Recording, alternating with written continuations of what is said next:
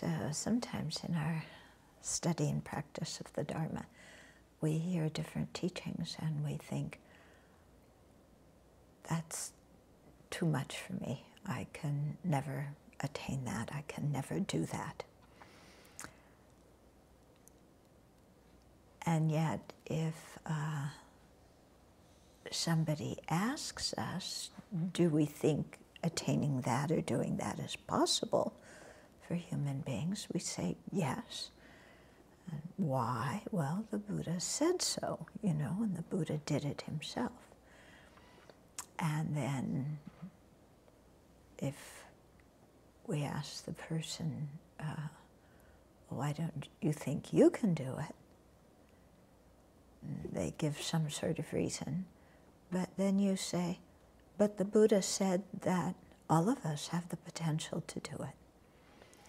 So what you're saying is contradictory. On one side, you say that you believe that these things are possible because the Buddha spoke them and you trust the Buddha.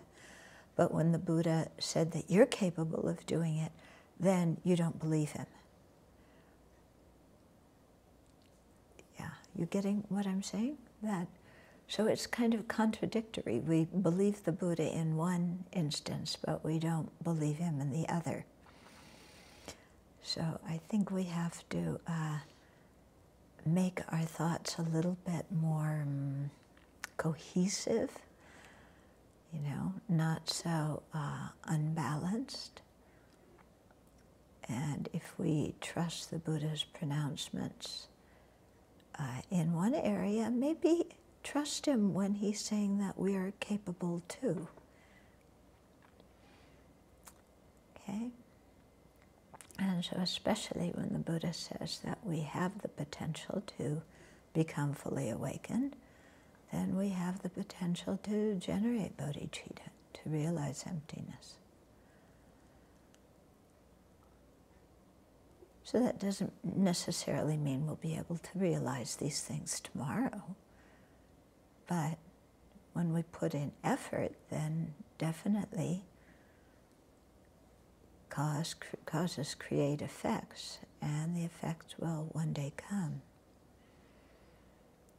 So let's put in our effort to learn and practice the Buddha's teachings for the benefit of all beings.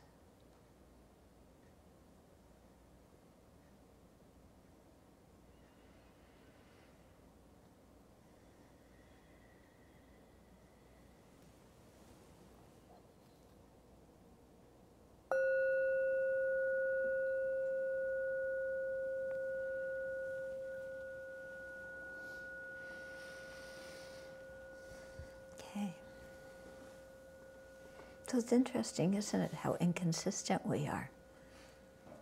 Yeah? Yes, I believe the Buddha when he says, yeah, that it's possible to generate equal-hearted love and concern for all sentient beings. But I don't believe him when he said I can do it. You know? It's really rather silly. So we were talking a little bit about how the self-centered thought works, and this is a very good example of it. You know, how it causes these kinds of inconsistencies. Because when we lack self-confidence, what is it that is behind that? It's not wisdom, is it?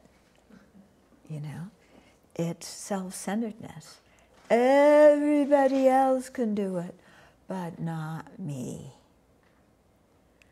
Yeah, because I'm the worst. Oh, we've lived our whole lives like that, and it hasn't gotten us anywhere. So maybe we should try believing in ourselves, and we should try believing in other people's potentials too. Yeah, because if you think about it, remember the story of Angulimala, who had killed 999 people and was on the way to kill his 1,000th person, because he met he had met Charlatananda, who told him, bring me the finger, joints of 1,000 people. So,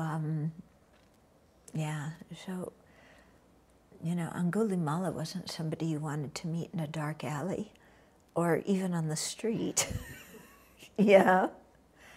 And yet, when the causes and conditions were right, his mind completely switched and he was able to become an arhat in that life. Yeah. The townspeople still screamed when they saw him. Yeah, he sometimes had a hard time getting alms. They didn't want to come near. But the Buddha said, listen, you have to bear it. This is a result of your karma ripening. But still, he was able to attain liberation. So certainly we're not that bad. Although somebody's going to say, you don't know me, I am. I'm worse than Angulimala.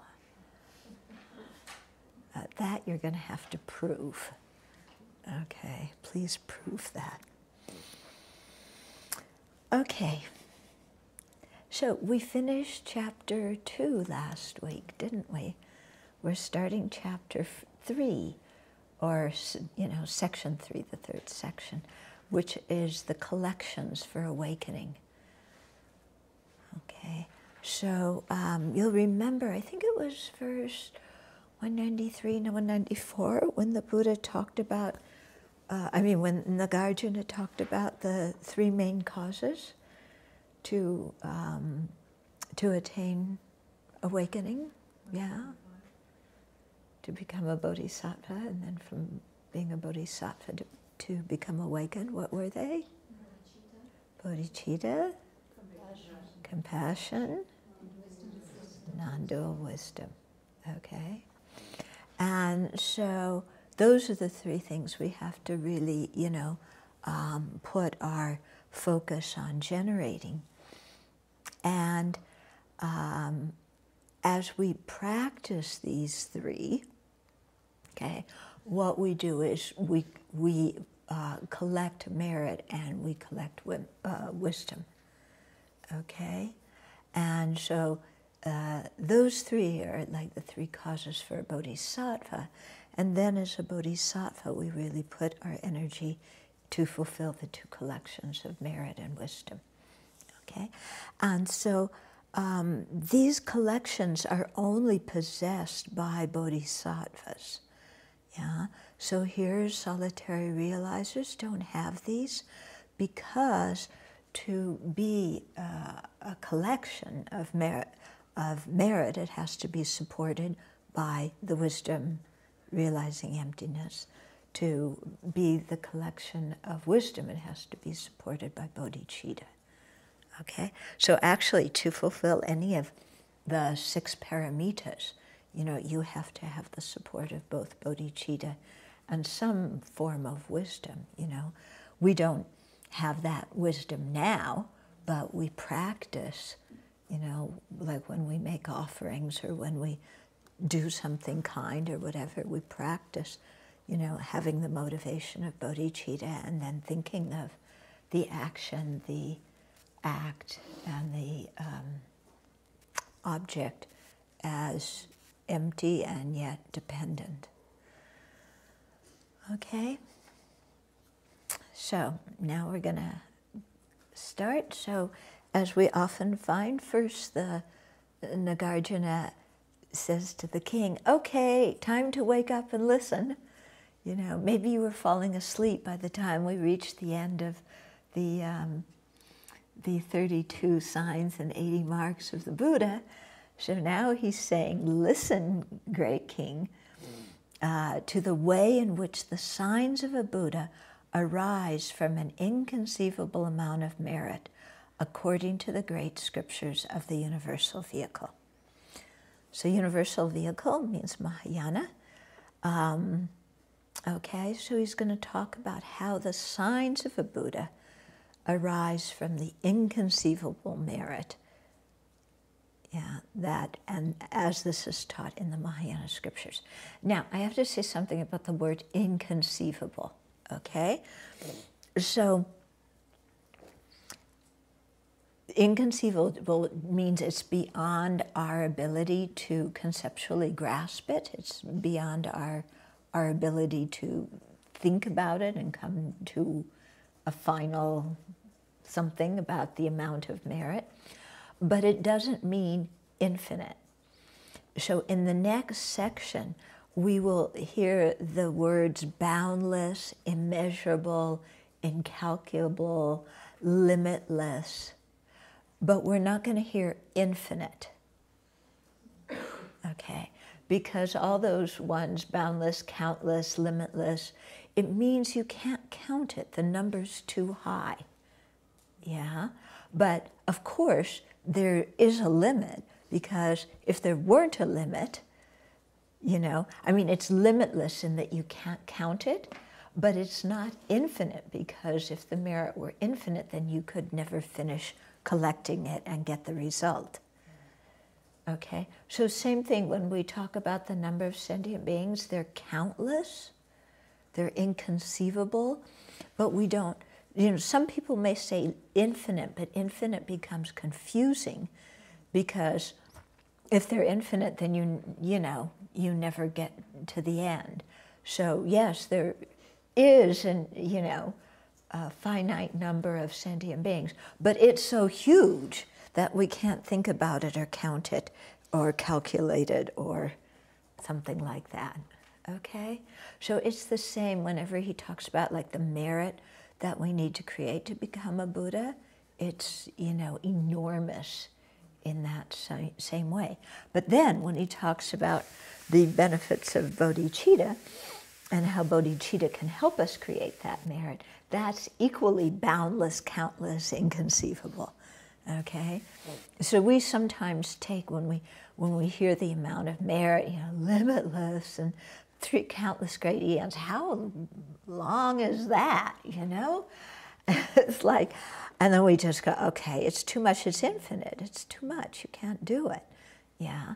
But that's not the point, because we also have a method that creates boundless, incalculable, limitless, inconceivable merit. Yeah. Okay.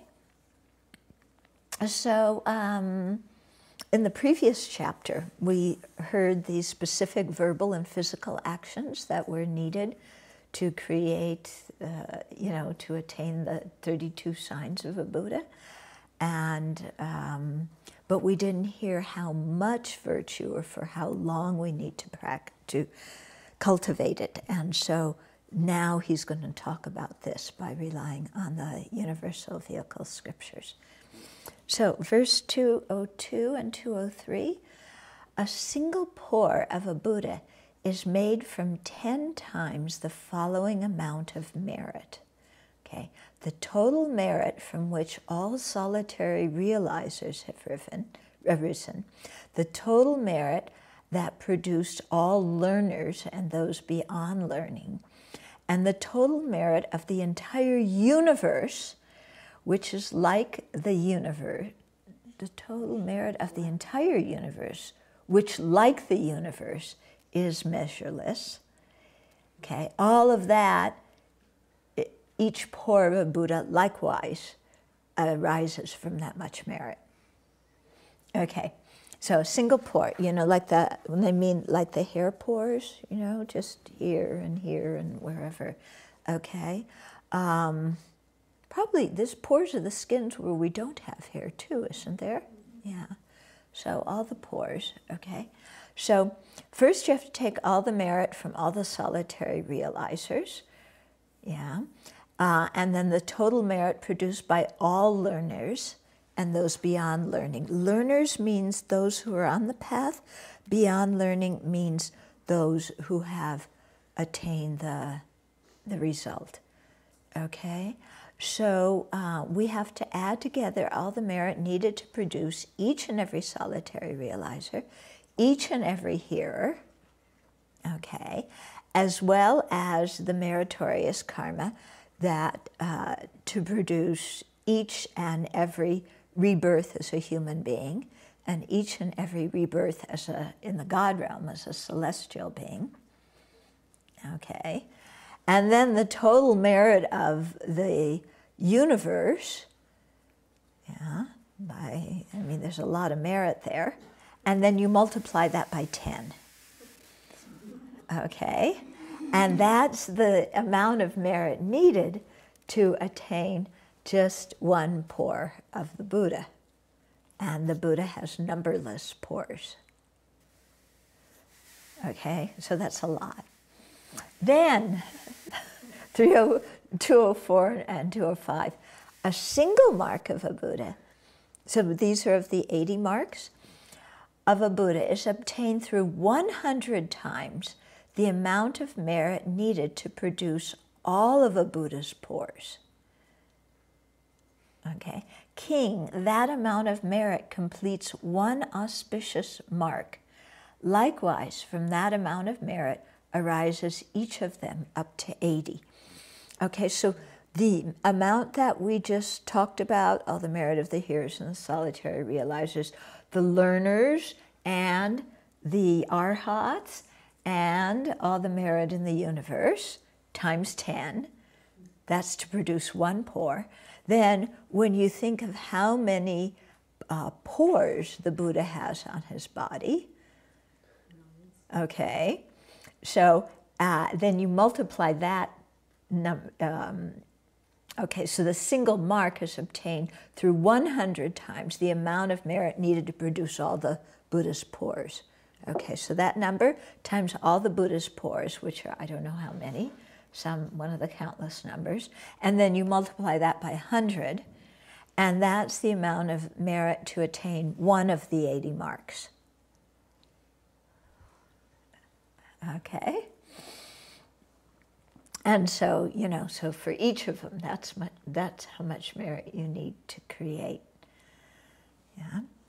Then, so in the ones that we went through last time when it talked about assisting different people or doing certain action, it means you have to do it for a while.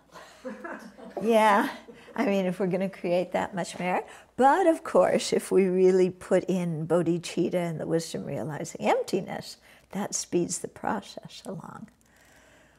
Okay.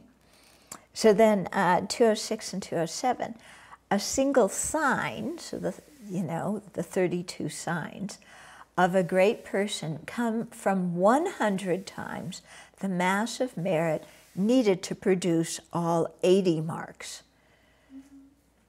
Okay, so the pores, to attain one pore, then the number of pores times 100, you get one of the 80 marks, then you take all of the 80 marks, the merit from that times that of 100, and that's the amount of merit for one of the 32 signs.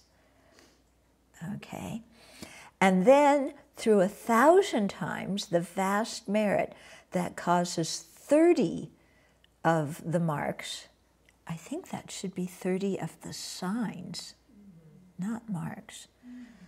Yes, good thing I caught that. Let's change that.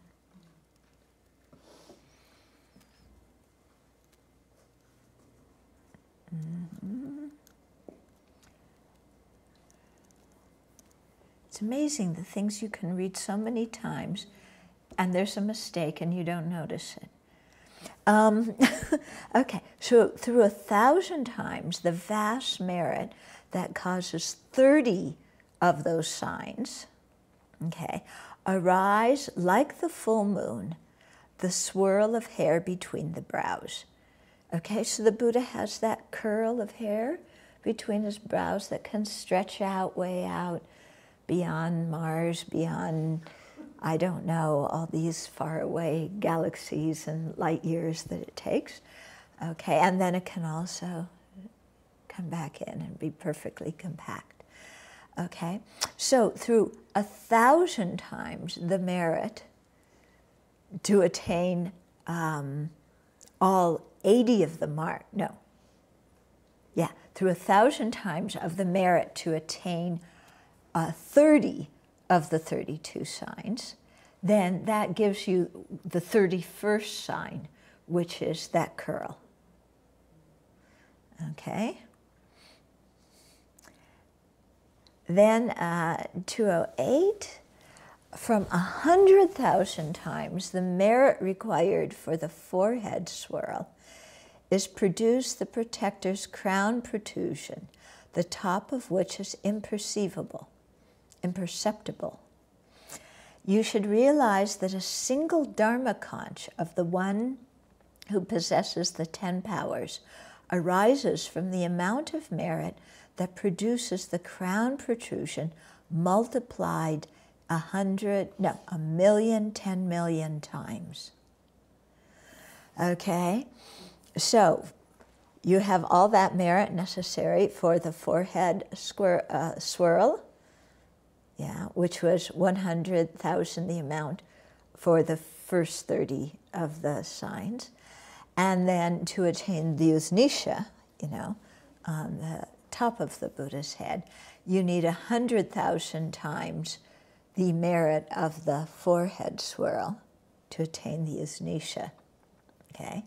Then the Dharma conch means the speech of a Buddha that possesses 60 qualities.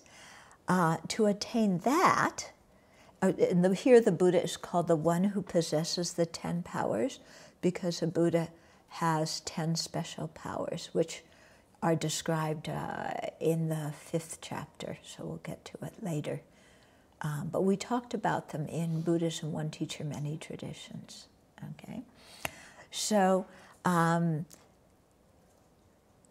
in order to attain the Buddha's speech, then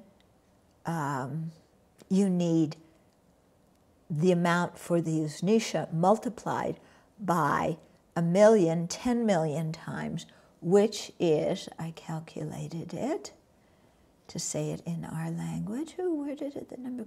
10 zillion.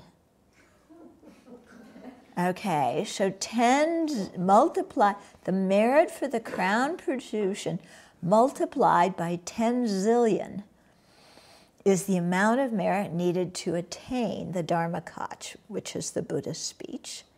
Okay, and we need so much more merit to attain the Buddha's speech because the Buddha's speech is the most important aspect of the Buddha, because that's the chief way that he communicates and teaches sentient beings. Yeah, so they say for us, the Buddha's speech is the most important. The Buddha's mind, we can't communicate with directly because we're too obscured. The Buddha's body, you know, maybe we can see the emanation bodies, but we don't always even recognize them. Yeah, but we can't see the enjoyment bodies, and sometimes we can't even see the emanation bodies. But the Buddha's speech, we can hear, and especially since he taught and the scriptures were carried down by all the Bhanakas and then eventually written down and published and so on, and then our teachers teach them to us, we can come in contact with the Buddha's speech. And so that's really the big way that we benefit. You know, people sometimes they want to see miracles, or you know, like we just had the celebration of the Day of Miracles, because these non-Buddhists challenged the Buddha to a contest of miracles, and at first he said no. He said, "What's the use? You know, miracle making." Doing all these kind of superpowers, you know, super knowledges or superpowers, that doesn't mean you have spiritual realizations. It could just mean that you have deep concentration that allows you to have those powers, or sometimes people even have them because of karma, past karma. So the Buddha turned these guys down and said, no, it's useless to do that. But they nagged him, and they pestered him, and they followed him everywhere. And then they taunted him, oh, you don't want to have the contest because our powers are better, blah, blah, blah, blah. So finally, he accepted their challenge. And of course, his miraculous powers were much greater than theirs. And as in the custom in India is if, because there were all these different groups with different teachers, is if there were a contest, if there were a debate, and your side lost, you converted to the winning side. So I think all these matted hair ascetics had to go to the barber shop. Yeah. And then they became the Buddha's disciples. Their mothers were probably so happy. Oh, you finally cut your hair.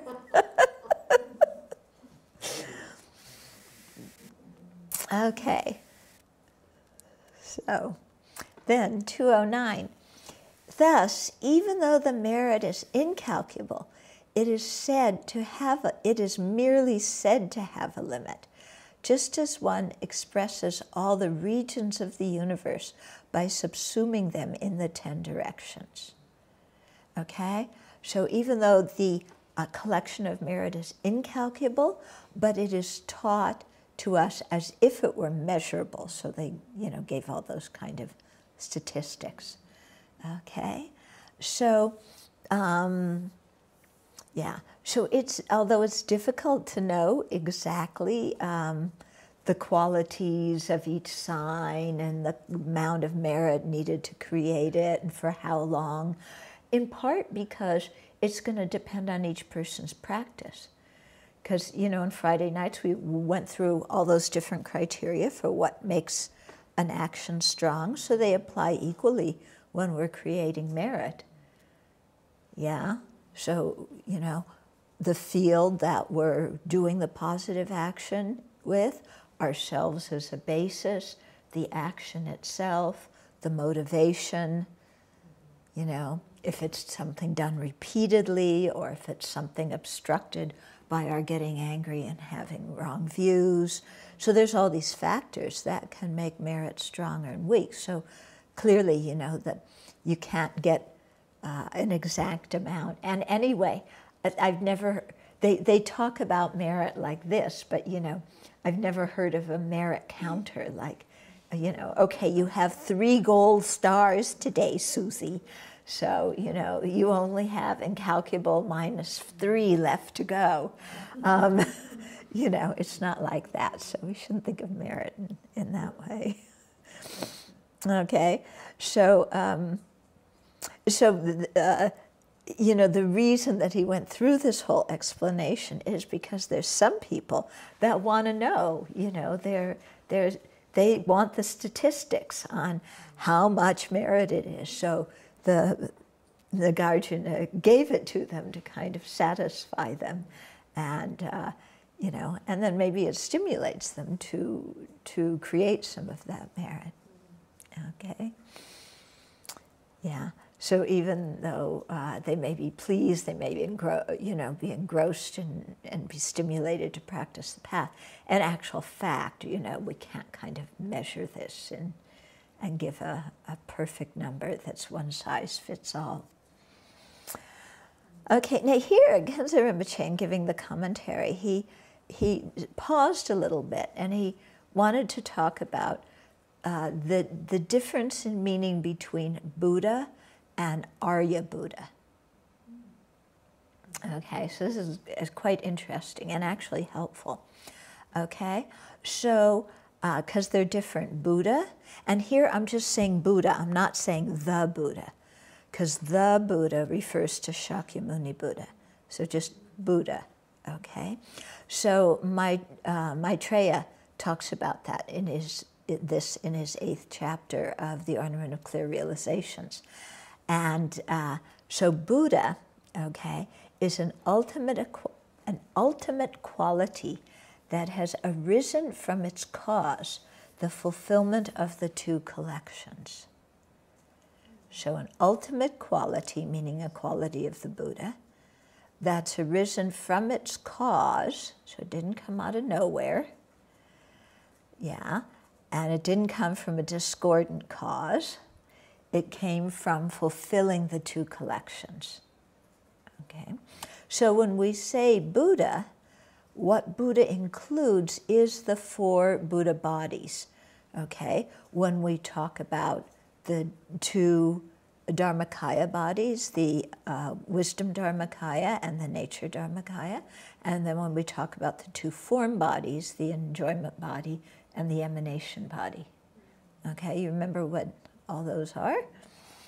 Yeah, so those are all included. Each of the four is Buddha.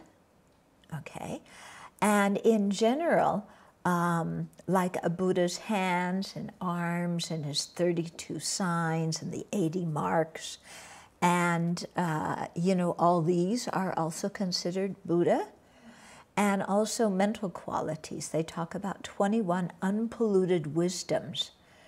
I haven't been able to find a list of those. Do you have a list anywhere? And I've never been able to find the list of 27 enlightened activities either. There must be, it must be in some scripture. I just haven't found either of those yet. If you happen to come across them, please let me know. Okay, but all those kinds of wisdom and the different qualities of a Buddha are also considered Buddha, okay? Because it's an ultimate quality that's arisen from its cause, the two collections. Okay. Now, Arya Buddha is a person, okay?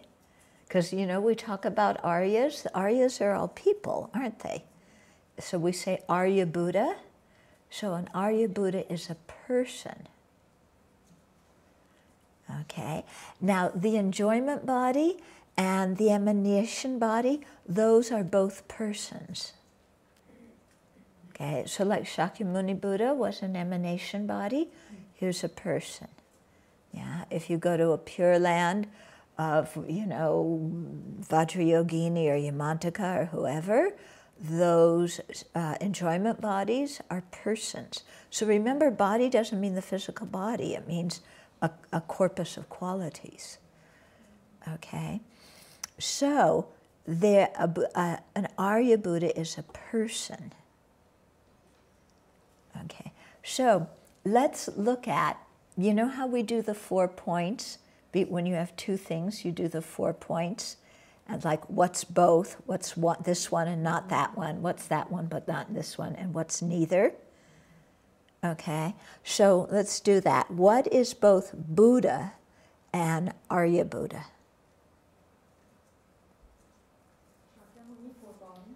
Yeah, Shakyamuni Buddha.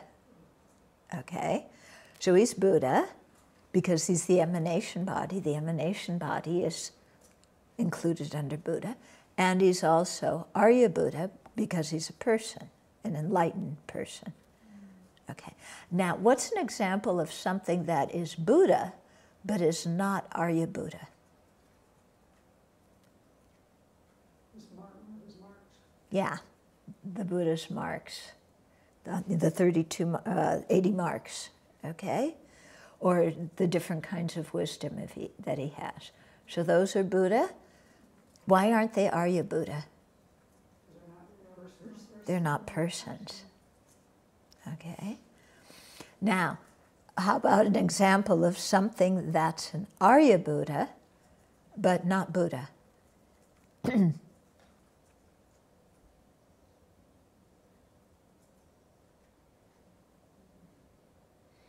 Is there one or is there not one? No. No, there's not one. Because everything, an Arya Buddha is the emanation body and the enjoyment body, and both of those are also Buddha. Okay. Now what's something that's neither Buddha nor Arya Buddha?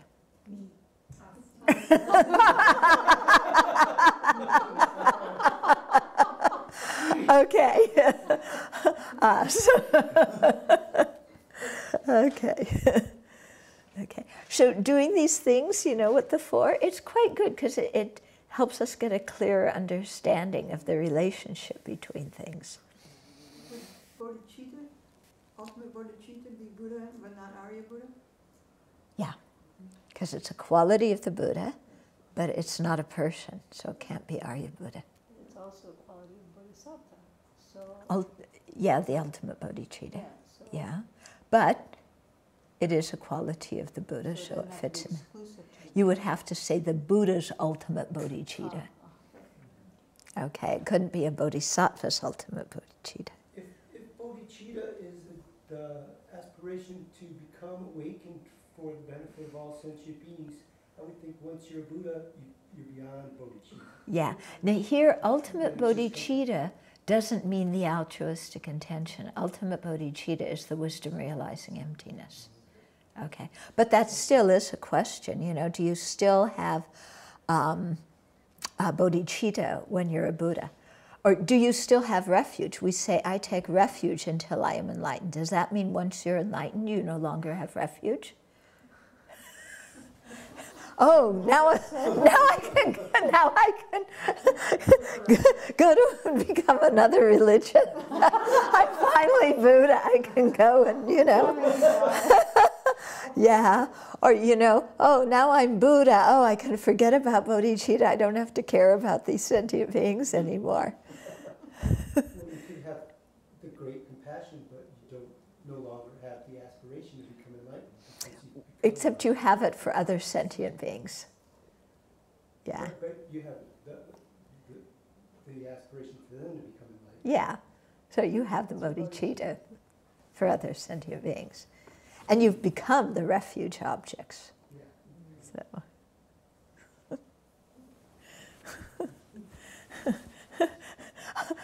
All these Buddhas doing a mass conversion, you know. Baptisms in the Ganges. Yeah, right.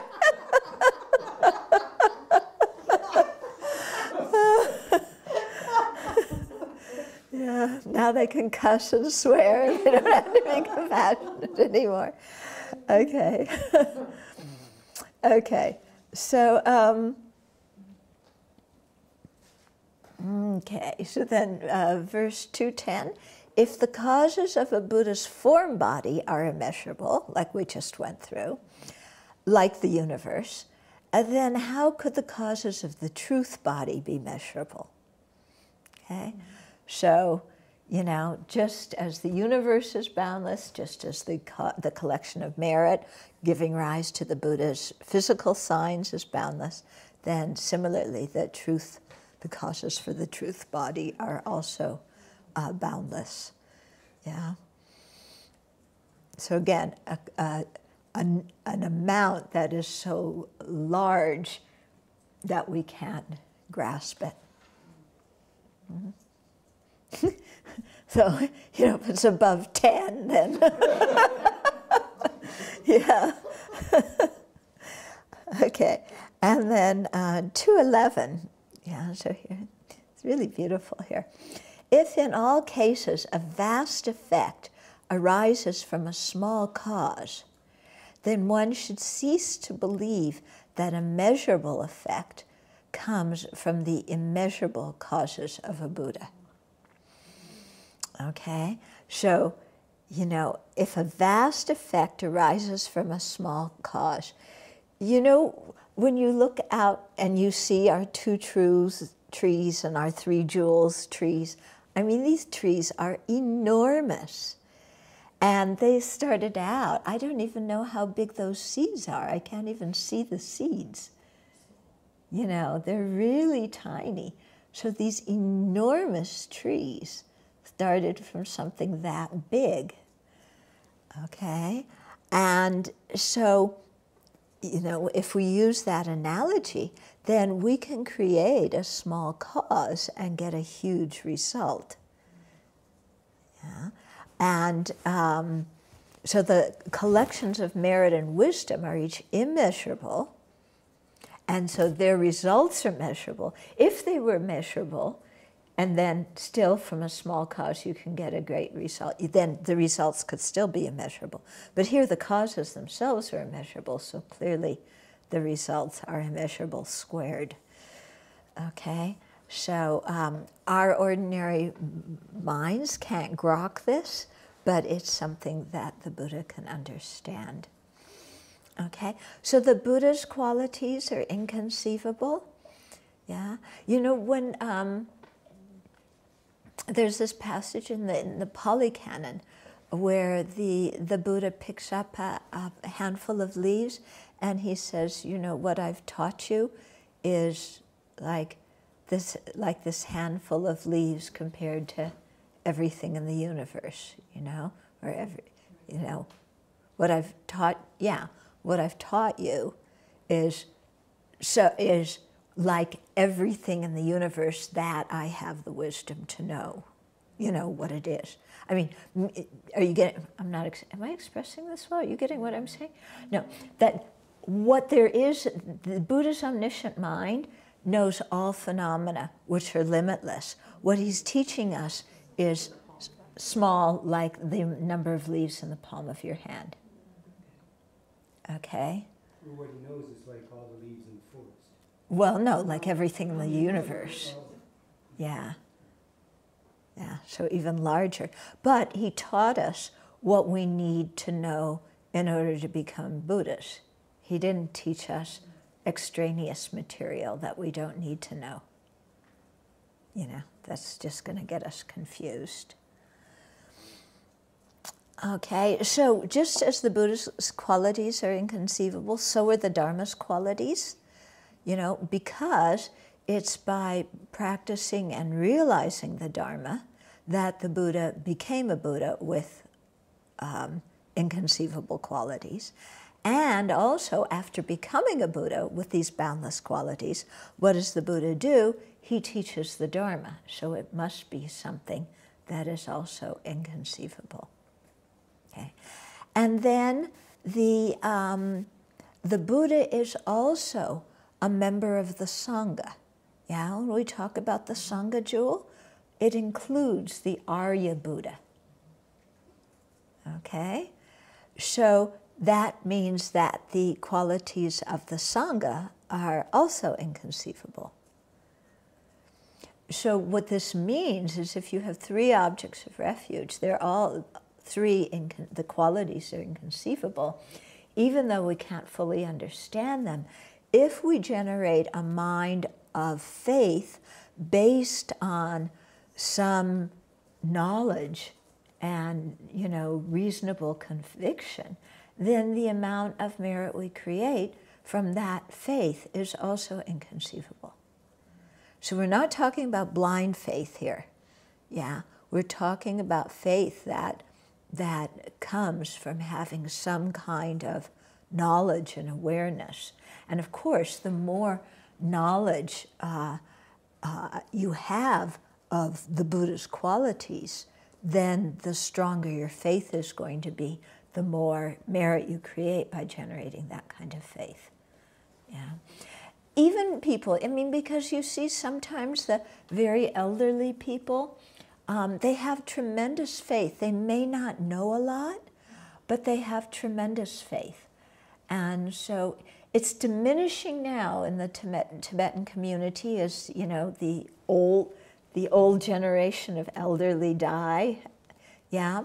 But especially the ones that grew up in Tibet, you know, they grew up surrounded by the Dharma. They heard things. They may not have understood things. They may not have read texts. But what they heard, they had faith in. And, you know, I mean, when you hear about great compassion, what's there not to have faith in? Okay? And so, you know, when they're old, instead of like in our old age homes where the people just sit around and watch TV all day, they sit and they turn their prayer wheels and they say their manis, yeah? And so it really helps their mind, it soothes their mind, it calms their mind. They're creating merit, yeah? So it's something quite good. I just, I heard a story about, yeah, one Geshe told this story about some man in old Tibet. You know, he had committed a crime, and so he was in prison. And his whole time in prison, he had nothing to do. So what did he do is he recited manis, Om Mani Padme, Om Mani Padme, Om Mani Padme, Om Mani. So he chanted, I think, maybe it was 1 billion Om Mani Padme Hum. And then when they took him away, you know, they were going to execute him or something, he said his mind was very happy and calm. Yeah, because he had spent his whole time in prison chanting that. And then all these other people who weren't in prison, you know, who think they're such big shots, were running around doing all these things, creating so much negative karma. Yeah, it's kind of interesting how that goes. Yeah, we can't judge whose life is valuable and whose life isn't just based on what the person's doing or based on their social status. Because we don't really know what's going on inside people's minds. Yeah. So many years ago, I was helping this one young man in Singapore. He was 31. He was dying of cancer. And I would go to his sister's flat where he was staying. And it was, you know, one of these tall Singaporean blocks. And so one day we were sitting by the window and looking down, and of course all the cars going by and people going by. And he said, "I'm such a useless human being." And I said, "No, you aren't. You know, you have all this time. You can be thinking about the Dharma, you can be reciting mantra, you can, you know, read texts. You're an intelligent human being. Your body may be falling apart, but your mind's intact. And you have the potential to create a lot of merit, much more merit than all these people who are buzzing around beneath you who think that they're on top of the world because they're young and healthy." Yeah. So, yeah, so we can't judge. We can't judge. Okay, so, but the point of that verse was when we have faith, you know, especially faith based on knowledge or based on reasoning, then the amount of merit we have by having that faith in the three jewels is really something immeasurable, because the three jewels themselves are immeasurable. Mm-hmm. And so similarly, you know, when we make prostrations, when we make offerings, when we rejoice in the merit of the Buddhas and Bodhisattvas, you know, because the field with which we're creating the karma is so rich in good qualities and has immeasurable good qualities, then the merit we create, you know, even by offering something small or making one prostration or rejoicing even for a minute or two, is enormous. Yeah, so we should, you know, think about this and, you know, and realize that any small action we do in relationship to a field of merit that is so potent is definitely worthwhile. We shouldn't kind of go, "Oh, well, that's just some small thing, not, you know, doesn't matter." Yeah, it does matter. It makes a huge imprint on our mind. Mm-hmm. Okay, because when you really think of the qualities of the Buddha, Dharma, Sangha, you know, it's different than making an offering to, you know, whatever, yeah, your high school friend or whatever. Okay, so verse 212. In brief, King, the Buddha's form body arises from the collection of merit, and their truth body is born from their collection of wisdom. And then 213. Thus, these two collections cause the attainment of Buddhahood. Hence, in short, always devote yourself to merit and wisdom. Okay, so all the virtuous actions required to become a Buddha, although they're inconceivable, we can subsume them in two. Okay, collection of merit, collection of wisdom. Collection of merit is the principal cause for the Buddha's form body. Collection of wisdom is the principal cause for the Buddha's truth body. So principal just means main, because actually you need both collections to attain any of the Buddha bodies. And when you become a Buddha, you attain all of the Buddha bodies at the same time, simultaneously. It's not like first you get one and, you know, then kind of there's a delay and the other one comes along and no, you actualize them all at the same time. Okay, so what we need is a unified practice of method and wisdom, being able to put those together. Yeah. So let me see where we're going here. Okay, so okay, we'll just finish this verse. It might take a while. Okay, so practices on the method side are practices done with the motivation of bodhicitta, motivation of renunciation, you know, and of the 6 perfections. They're primarily generosity, ethical conduct, and fortitude. They fall on the method side of the path, which is the side of the path that is involved in the collection of wisdom. A collection of merit, thank you. And then the practices on the wisdom side are basically concentration and wisdom, which go to the collection of wisdom, and then joyous effort is needed for both of those. Okay? And so, again, because the hearers and solitary realizers lack bodhicitta, and their aspiration is for their own liberation, then although they, you know, accumulate merit and wisdom, it isn't the collections of merit and wisdom, because it doesn't bear the result of Buddhahood. Their merit and wisdom bear the result of arhatship. Okay, so it's important for us to rely on the 2 collections and to dedicate the merit from them for the attainment of full Buddhahood. So this verse that we chant every day in our after lunch, you know, due to this virtue, may all beings complete the collections of merit and wisdom.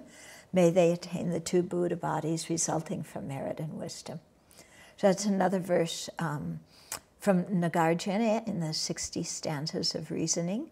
But what it's emphasizing, and hopefully this verse now will mean a little bit more to us.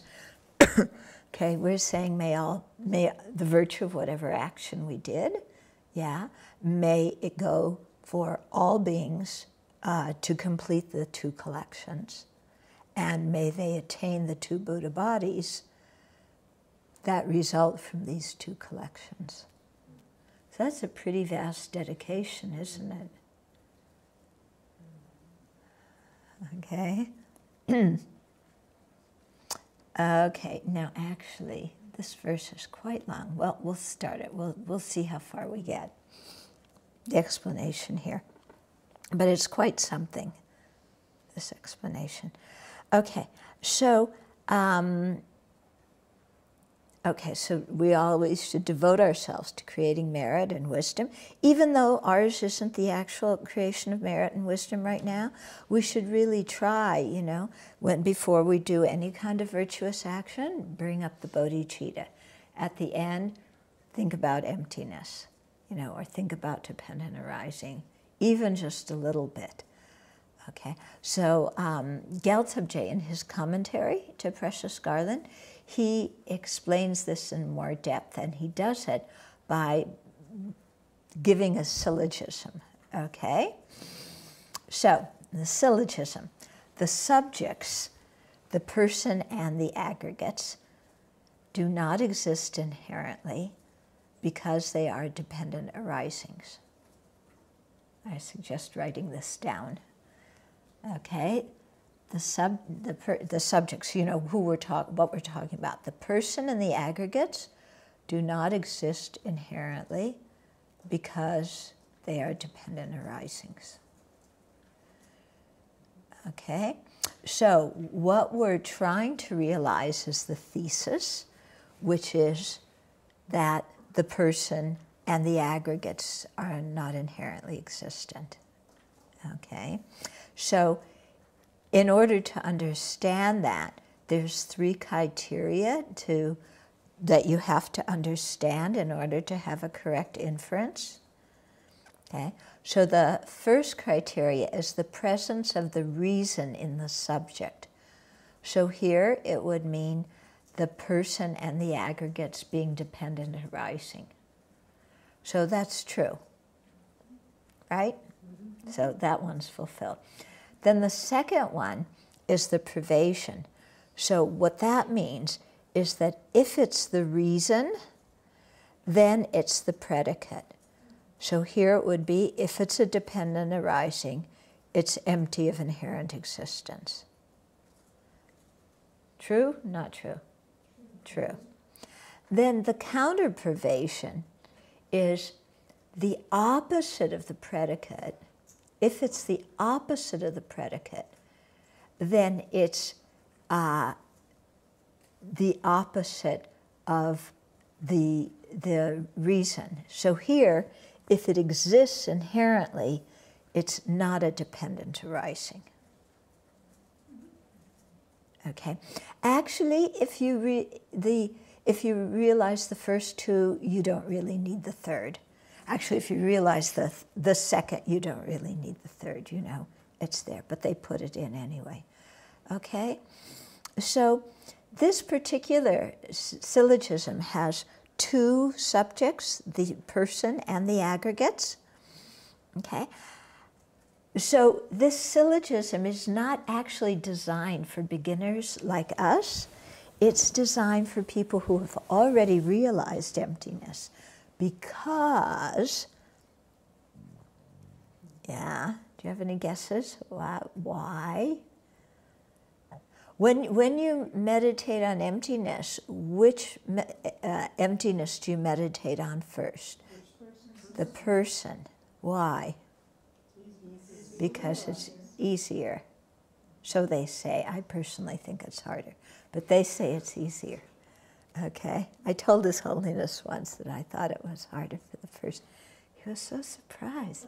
I said, well, because, you know, first of all, understanding, you know, phenomena, that they're composed of parts and then designated, we grew up with a scientific explanation, you know. And so, you know, yes, everything's composed of these teeny tiny parts, and there's all this space between them, and you know, you see these things of, you know, when you make movies and you have all the little atoms together and then something appears out of it and you put all the cells together and, oh, there's a, you know, a body and, you know, so that doesn't seem so difficult. But we grew up in a culture, this is what I told him, maybe I was totally off base, but I'm sharing it with you. So don't take this as the Buddha's teachings, it's not, it's my opinion. But we grow up in our culture with such a strong sense of I. You know, I mean, everybody everywhere has a strong sense of I, but especially in our culture, we're supposed to be individuals and pick ourselves up by our own bootstraps. And from the time we're very young, we have to have opinions on everything and we have to excel. And there's so much emphasis on the self in our culture. Yeah. So actually what the Tibetans say, and the Indians before them, is that the emptiness of the self, of the person, is easier because we already know the person's imputed, because in order to see the person, you have to see something else. You have to hear their voice or see their body, or if you're clairvoyant, know their mind. And only on the basis of that can you say there's a person. So that shows that, you know, there's already a person who's imputed, at least in that simple way. So they say that makes it easier for us to realize the emptiness of the person rather than the emptiness of the aggregates. And so that's why we start out with that. There's so much more grasping to that self than there is to grasping to phenomena. Yeah. Or at least not aggregates still, but Yeah, we really grasp the self, don't we? Anyway, okay, so actually, if this syllogism were to be for somebody who was a beginner, there would only be one subject. The person is not inherently existent because it's a dependent arising. And then you would go on from there to the aggregates are not inherently existent because they're dependent arisings. Okay, so putting both of them together, it presupposes that the meditator already has a realization of emptiness.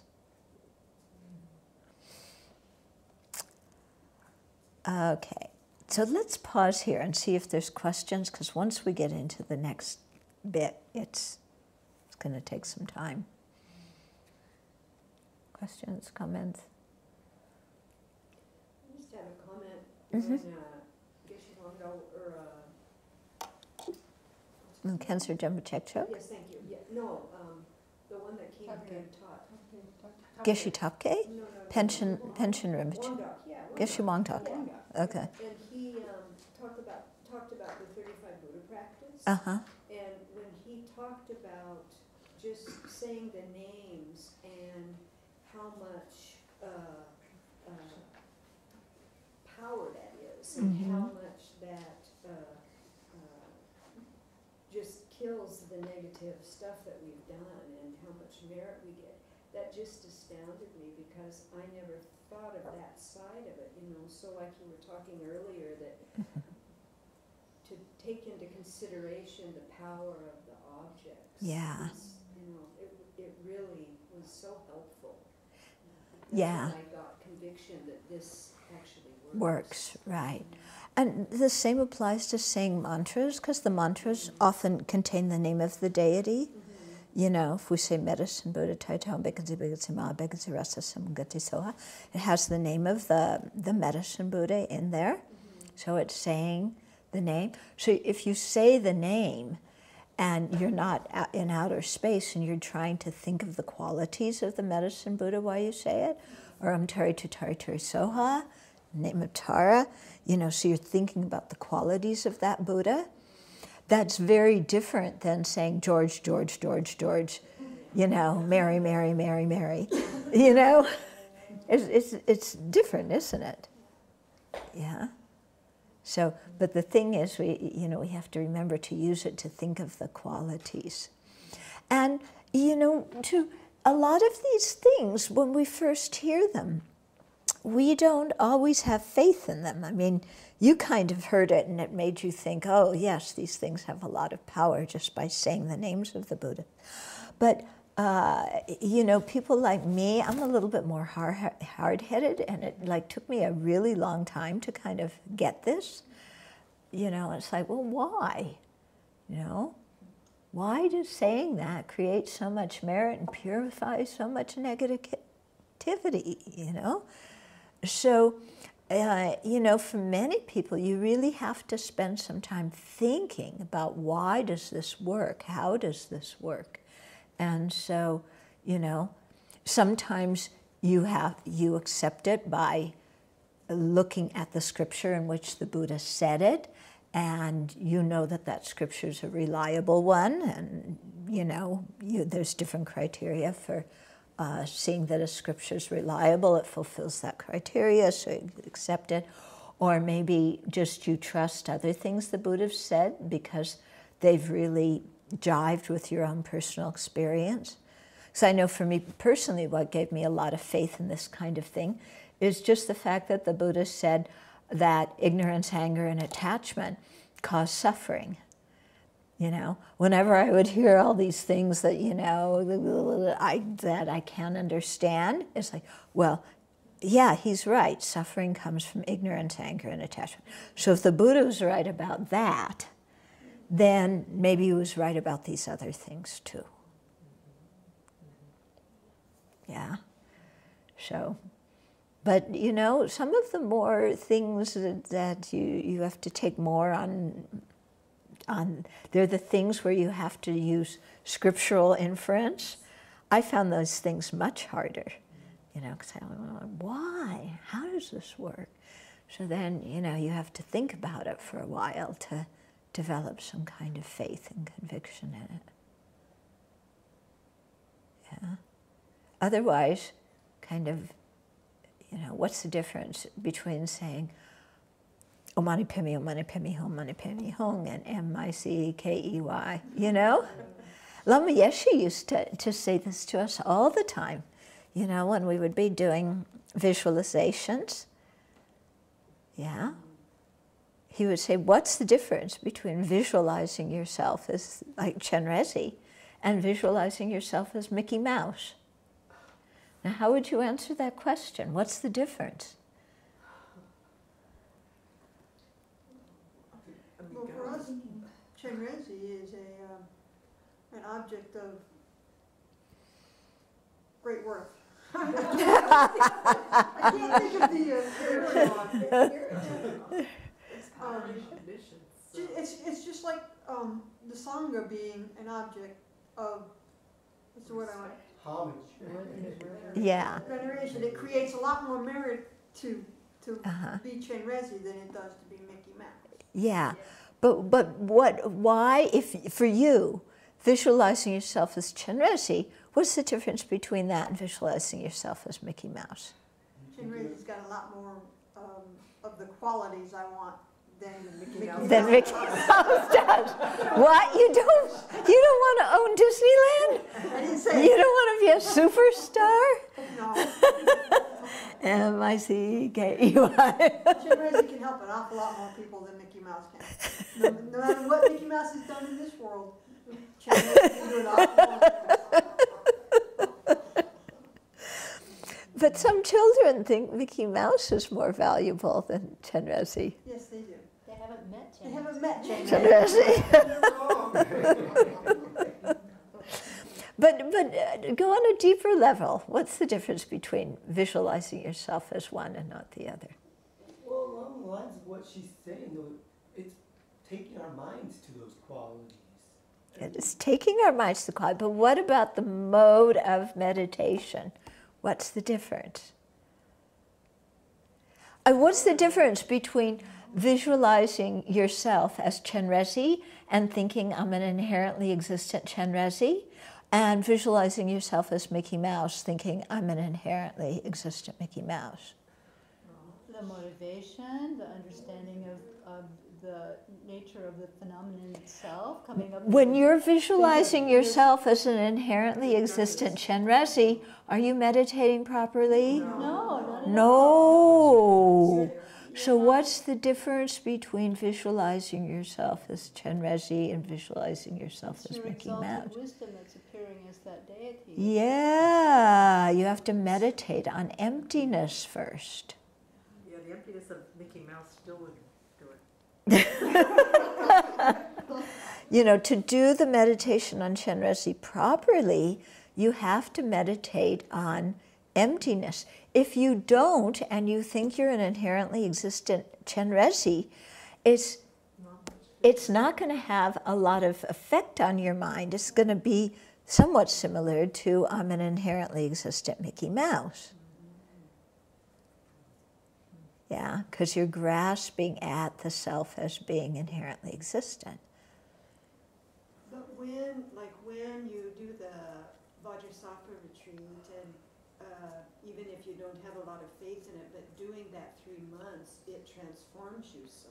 Yeah. How does that happen? If you're not really thinking of emptiness so clearly. Well, hopefully you have some virtuous thoughts while you're doing a 3-month retreat. Yeah. Okay. Yeah, and you're dealing with Chenrezig, yes, the power of the holy object, yeah, but you're also imagining white light and nectar coming and purifying, and you're thinking that you're releasing your negativities. You're having a little bit of regret for all the kids you threw sand at in kindergarten, you know? Or other things. Yeah, or other things. Okay. But the real thing that we have to remember in Tantra is the thing about emptiness. I talked to somebody once who, she had come to a meditation course. I had knew her in the meditation course, and then I didn't see her for, I don't know, maybe a year or something. And when I saw her next, she told me that she had gone through a period of having some mental problems where she thought she was actually the Buddha. you know, and she thought she was an inherently existent Buddha. Yeah. I mean, eventually she got over that and realized that she wasn't the Buddha and so on. But this is the problem. You know, all these people who think they're Jesus, yeah, or all the, you know, I mean, Napoleon. yeah. We have lots of people who think they're somebody special. I don't even have to think I'm Jesus. I'm just special because I'm me, you know. Why bother saying, getting the credit from somebody else, you know? But the problem in all these situations is that people are grasping inherent existence. Yeah. You can imagine yourself as any holy being, but as long as you see yourself as an inherently holy being, you're still grasping at it. You're still grasping at the self Yeah. as this, whatever. Yeah.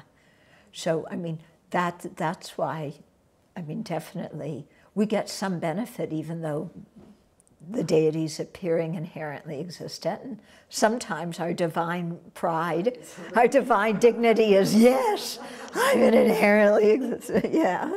Please make your prostrations here to me. You know, but yeah, really the thing is that's special about Tantra is the meditation on emptiness and then the wisdom appearing in that form. And so too, in the day when we're walking around, if we can continue to remember seeing things like an illusion, that helps to break this Right. down so much that's so ingrained. Yeah, yeah. This is like an illusion. Or what I find is this is just an appearance to the mind.